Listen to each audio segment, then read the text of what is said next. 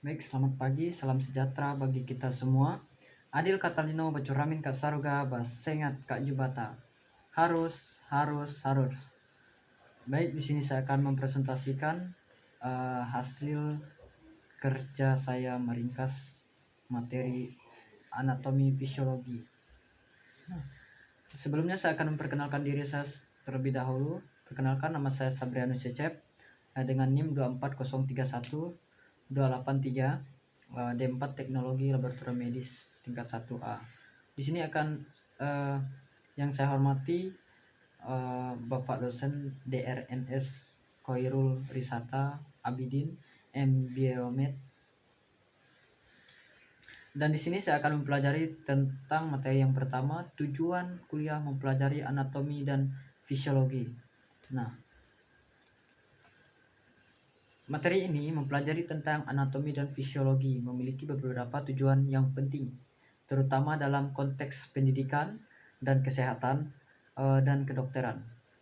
Berikut adalah ringkasan dari tujuan tersebut. Yang pertama, memahami struktur dan fungsi tubuh manusia. Anatomi mempelajari bentuk, struktur, dan hubungan antara bagian tubuh. Ini mencangkup berbagai disiplin seperti anatomi makroskopik yang dapat dilihat tanpa mikroskop. Fisiologi berfokus pada fungsi, organ, dan sistem dalam tubuh manusia. Nah, menjelaskan bagaimana berbagai proses biologis terjadi dan saling berinteraksi. Dan yang kedua, mempelajari dasar pengetahuan untuk praktik klinis. Nah, memahami yang kuat tentang anatomi dan fisiologi sangat penting bagi profesi kesehatan. Dan yang ketiga, mengembangkan kemampuan analisis. Mahasiswa diajarkan untuk menganalisis bagaimana struktur tubuh mendukung fungsi tertentu serta bagaimana gangguan pada struktur dapat mempengaruhi fungsi. Patofisiologi ini mencangkup pemahaman tentang reaksi kimia dalam sel kontraksi otot dan proses reproduksi. Next. Dan yang keempat, menyediakan landasan untuk pembelajaran lanjutan pengetahuan tentang anatomi dan fisiologi. Ini merupakan fondasi untuk studi lebih lanjut dalam bidang lain seperti biokimia, farmakologi, dan ilmu gizi. Nah, dan yang kelima, mempersiapkan mahasiswa untuk penelitian dan pembangunan. Memahami dasar-dasar anatomi dan fisiologi. Mahasiswa dapat terlibat dalam penelitian yang berkaitan dengan kesehatan manusia seperti pengembangan terapi baru. Nah, secara keseluruhan, tujuan kuliah ini mempelajari anatomi serta fisiologi adalah untuk membekali mahasiswa dengan pengetahuan yang diperlukan untuk berkontribusi secara efektif dalam bidang kesehatan dan kedokteran. Next. Materi yang kedua, ruang lingkup materi perkuliahan anatomi dan fisiologi. Nah, materi ini mencangkup berbagai aspek yang penting untuk memahami struktur dan fungsi tubuh manusia.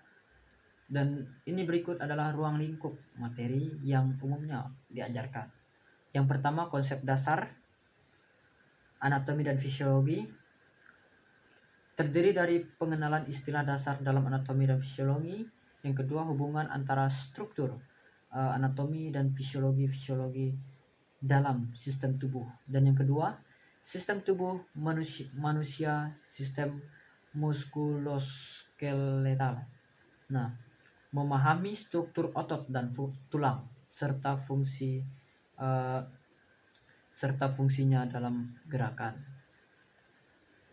Ini terdiri dari sistem kardiovaskuler, anatomi jantung, pembuluh darah, dan mekanisme peredaran darah. Nah, yang kedua, sistem pencernaan terdiri dari struktur organ pencernaan dan proses metabolisme makanan. Nah, yang ketiga sistem pernapasan, anatomi saluran pernapasan dan mekanisme pertukaran gas. Dan yang keempat sistem saraf. Nah, ini terdiri dari struktur sistem saraf pusat dan peripher serta fungsinya dalam pengendalian tubuh. Dan yang kelima, sistem reproduksi. Sistem reproduksi terdiri dari anatomi organ reproduksi dan proses reproduksi manusia. Yang ketiga, subdisiplin anatomi dan sitologi. Studi tentang sel sebagai unit dasar kehidupan. Terdiri dari histologi, studi tentang jaringan tubuh manusia, dan yang kedua osteologi, studi tentang tulang dan kerangka tubuh. Yang ketiga miologi, studi tentang otot dan fungsinya. Dan yang keempat proses fisiologis, pemahaman tentang proses fisiologis seperti kontraksi otot, sirkulasi darah, expirasi, pencernaan, dan ekskresi. Nah, yang kelima, patofisiologi, pengenalan terhadap kondisi patologis yang mempengaruhi sistem tubuh, serta bagaimana perubahan anatomi dapat mempengaruhi fungsi fisiologi. Next.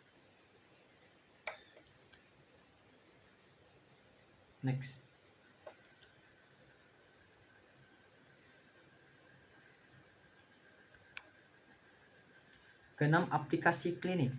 Nah, mengkaitkan pengetahuan anatomi dan fisiologi dengan praktik klinis untuk diagnosis dan perawatan pasien. Nah, materi ini bertujuan untuk memberikan pemahaman menyeluruh kepada mahasiswa mengenai bagaimana tubuh manusia berfungsi secara normal, serta bagaimana perubahan pada struktur dapat mempengaruhi kesehatan secara keseluruhan. Nah, sistem tubuh yang dibahas dalam anatomi dan fisiologi. Dalam studi anatomi dan fisiologi terdapat beberapa sistem tubuh manusia yang menjadi fokus utama setiap sistem. Nah, dimiliki struktur dan fungsi spesifik yang saling berinteraksi untuk menjaga kesehatan dan keseimbangan tubuh. Berikut adalah sistem-sistem tubuh yang umumnya dibahas. Yang pertama, sistem rangka terdiri dari 206 tulang, lebih dari 600 otot, struktural, melindungi organ dalam dan sebagai tempat melekatnya otot. Nah, yang kedua, sistem otot terdiri dari lebih dari 600 otot. Nah, yang berfungsi untuk pergerakan tubuh, aliran darah, dan berbagai fungsi fisiologis lainnya. Terdapat 3 jenis otot, yaitu otot rangka, otot polos, dan otot jantung. Nah, yang ketiga, sistem kardiovaskuler meliputi jantung dan pembuluh darah, berfungsi untuk mengedarkan darah ke seluruh tubuh serta mengangkut oksigen dan nutrisi. Yang keempat, sistem peredaran darah berfungsi untuk mengedarkan darah, melindungi tubuh melalui sel darah putih dan mempertahankan hemostasis.